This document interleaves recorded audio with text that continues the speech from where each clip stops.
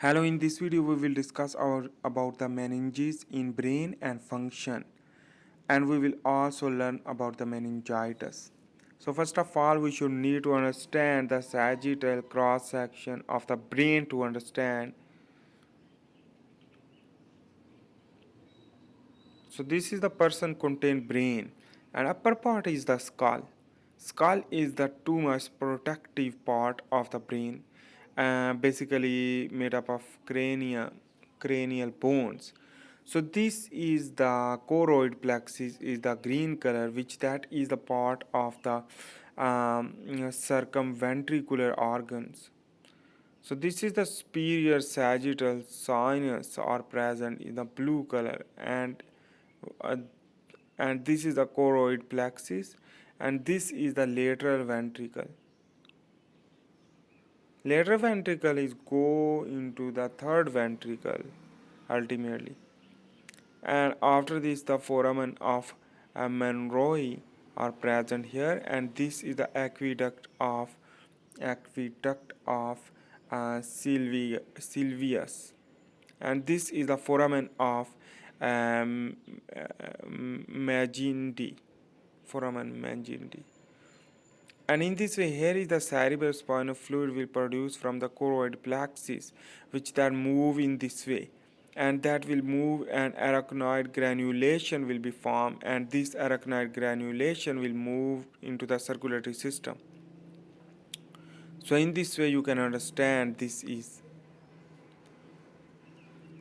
So the choroid plexus we will discuss also.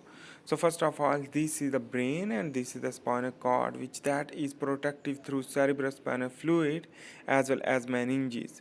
So let's begin to understand the meninges.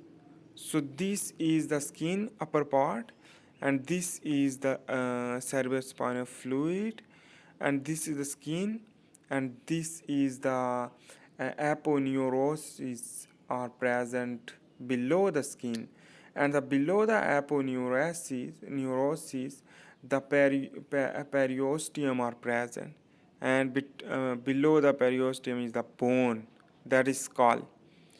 And the meninges is made up of dural matter, arachnoid matter, and pia matter, which that you can see in this way. And between the arachnoid and pia matter, that is the subarachnoid space are present, which that contains cerebrospinal fluid, which that is secrete from the choroid plexus. We will learn also. So in this way, here is the dural venous sinus, which that granulation of the cerebrospinal fluid will go into the circulation. Granulation formation when as a endocytosis like. So it go into the circulation, and this is the arachnoid granulation is known as. Arachnoid granulation is the basically um, uh, why? Because it is the arachnoid containing sinuses, the dural venous sinus are present. Venous, so the vein. And in this way, here is the cerebrospinal fluid is the basically the brain cerebrospinal fluid barrier will create for the protection, while this is the transverse section for the blood-brain barrier. This contains a pericycle and tight junction between the endothelial cell of the capillary, which that supply the oxygen and glucose to the brain, and this is the part of brain, and this is the basement membrane, as well as the microglial cell that is used for the protection. 80% are present in the brain, and astrocyte is used for the blood-brain barrier. So this is the foramen of Monroe, sorry, and this is the third ventricle and the aqueduct of Sylvius, and in this way it will go into the subarachnoid space to fill the cerebrospinal fluid, and this is the lateral ventricle. This is the orange color is showing that the choroid plexus, which that is made up of uh, appendyl cell. So basically the ependyle cell. This ependyle cell produce the active cerebrospinal fluid secretion, and this lead to cerebrospinal fluid blood barrier will be occur. And in this case, remember this is the cerebrospinal fluid, and in this way the lateral ventricle, which that produce due to the containing ependyle cell, and in this way go this cerebrospinal fluid into the third ventricle and ultimately to the fourth ventricle, and the go ultimately into the subarachnoid space. So where is the subarachnoid space? Basically is the subarachnoid space which that is between the pia mater and arachnoid here. So this is, you can understand, this is the subarachnoid space. And after this the cerebrospinal fluid go into the arachnoid granulation through a dural venous sinus to the circulatory system.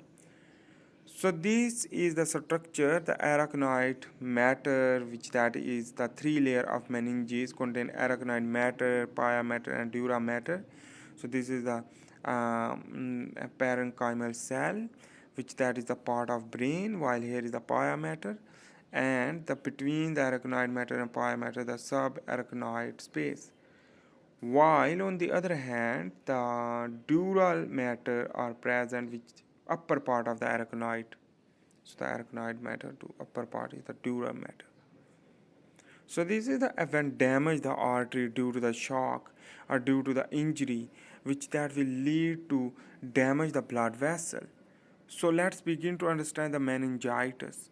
So in this way here is basically the injury meningitis, injured meningitis due to the injury. So the blood contain pathogen also, but it will not move into the brain. So when the injury will occur, so the rupture of the blood vessel and the tight junction will be dysfunction, will lead to protein move out, as well as the water and sodium will lead to swelling the brain, swelling due to the swelling, due to the sodium protein will move out from the blood, and in this way the clotting factor will be thrombocyte will produce a thrombin, lead to thrombosis formation, and the thrombocytes will lead to clotting, will increase the blood pressure when the rupture of more blood vessel. And in this way here you can see this is the bacteria will more enter into the brain side, the cerebrospinal fluid will lead to activate through a pathogen associated molecular pattern will bind with the macrophage. After this, it will endocytose and release the cytokines. On the other hand, here is the leak cell, the blood cell, will lead to also activate the macrophage for production of cytokines, will lead to increase the inflammation. And this inflammation, also the swelling, will lead to hydrostatic pressure, will exert to the skull, and that is why that inflammation will more. And in this way here is the cytokine will activate the other blood vessel to inflammation. The neutrophil will facilitate movement through a neutrophil through receptor will move into the cerebrospinal fluid, and in this way the dysfunction of the junction of the uh, endothelial junction will lead to move the sodium and water into the cerebrospinal fluid to increase the water, and in this way the swelling and inflammation. So the here is the neutrophil, which that will basically hydrolytic enzyme, proteolytic proteolysis and oxidant and apoptosis will be occur, and this will lead to macrophage recruitment to apoptosis. So in this way, the edema, swelling, inflammation in the brain, and the bacterial infection and trauma will be occur due to the meningitis. So this is the basically the overview of the meninges in brain and function of the meninges as well as meningitis. So I hope you make sense about this.